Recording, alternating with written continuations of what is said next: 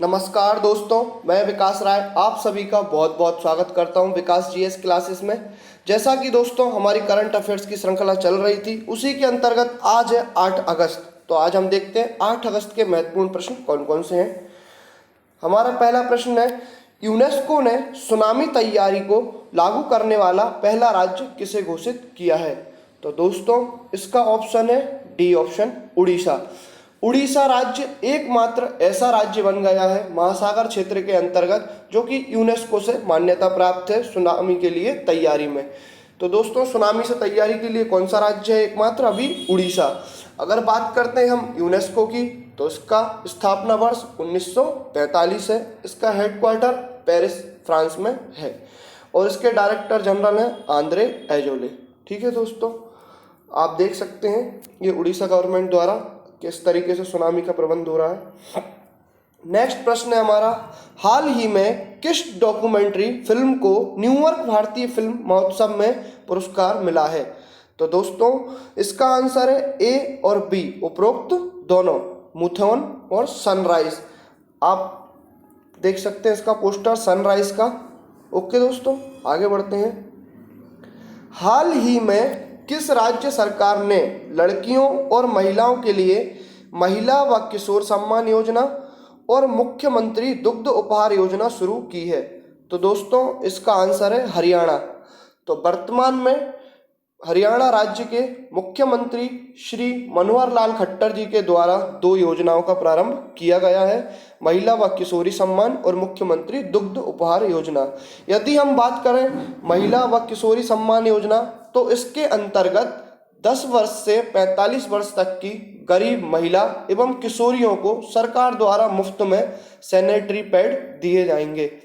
बात करते हैं मुख्यमंत्री दुग्ध उपहार योजना की, तो इसके अंतर्गत गर्भवती महिलाओं और 6 वर्ष तक के बच्चों को दूध का वितरण किया जाएगा राज्य सरकार द्वारा। ठीक है दोस्तों, नेक्स्ट प्रश्न है हमारा,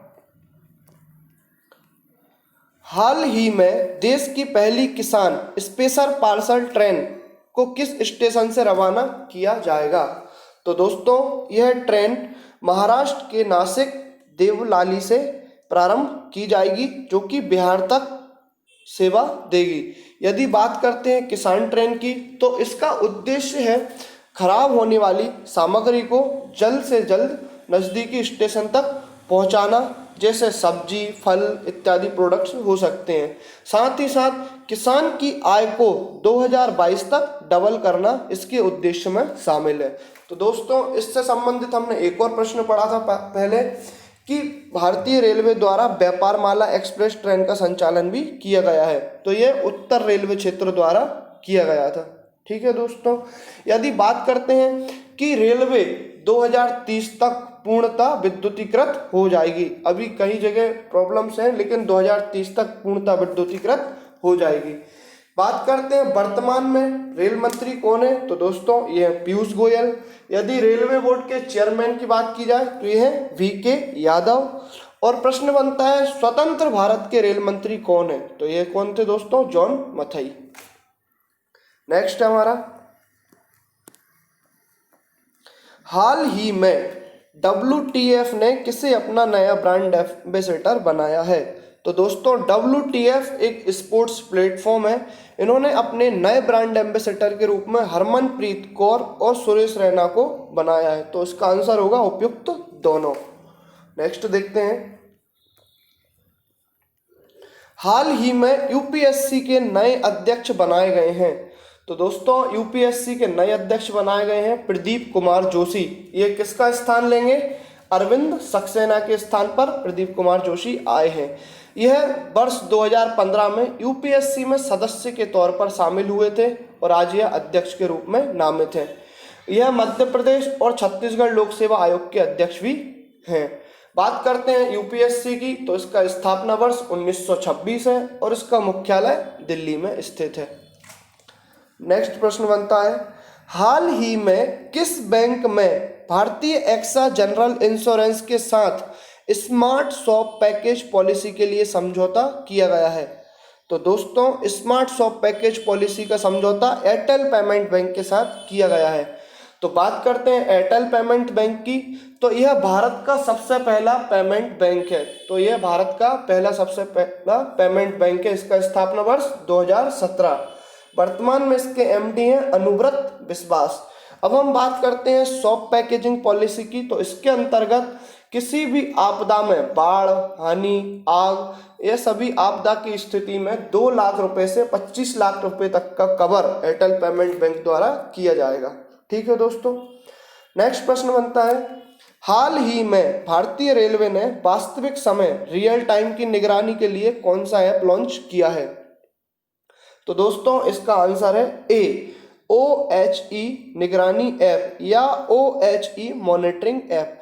इसके माध्यम से यदि ट्रेन लेट होती है या कोई टेक्निकल प्रॉब्लम होने के कारण समय से नहीं आ पाती है तो उसके लिए रियल टाइम बताया जाएगा इस ऐप के माध्यम से। नेक्स्ट, हाल ही में किसने स्मार्ट इंडिया हैकाथन में प्रथम पुरस्कार जीता है? तो दोस्तों इसका आंसर है ए, डाइट संस्था ने स्मार्ट इंडिया हैकाथन पुरस्कार जीता है। बात करते हैं डाइट की। तो इसका फुल फॉर्म है defence institute of advanced technology. इसका आयोजन कहाँ किया गया था दोस्तों? तो उत्तर प्रदेश के Noida institute of engineering technology में। डाइट से एक क्वेश्चन और हमने पहले बताया था कि डाइट द्वारा कोरोना वायरस के चलते मेडिकल बेड आइसोलेशन सिस्टम बनाया गया था, जिसका नाम दिया था इन्होंने आश्रय स्थल। तो ये भी डाइट द्वारा तैयार किया गया था। ठीक है दोस्तों। नेक्स्ट प्रश्न बनता है, श्रीलंका में किसकी पार्टी ने संसदीय चुनाव जीता? तो दोस्तों श्रीलंका में संसदीय चुनाव महेंद्र राजपक्षे की पार्टी ने जीता। श्रीलंका के प्रधानमंत्री महेंद्र राजपक्षे की अनुयायी वाली श्रीलंका SLPP ने संसदीय चुनाव में जीत हासिल की है। देश में 225 सीटों के लिए हुए चुनाव में SLPP ने 145 सीटें भारी भरकम जीत हासिल की। ठीक है दोस्तों। नेक्स्ट प्रश्न हमारा बनता है, किस देश में टिक जनित वायरस के कारण थ्रोम्बोसाइटोपेनिया सिंड्रोम हो रहा है? तो दोस्तों इसका आंसर है चीन। कोरोना वायरस चीन के बाद अब चीन में एक और नया वायरस आया है, टिक जनित वायरस। इसके कारण थ्रोम्बोसाइटोपेनिया सिंड्रोम हो रहा है। इसमें लक्षण है बुखार आना, बॉडी पर रेड स्पॉट्स आना।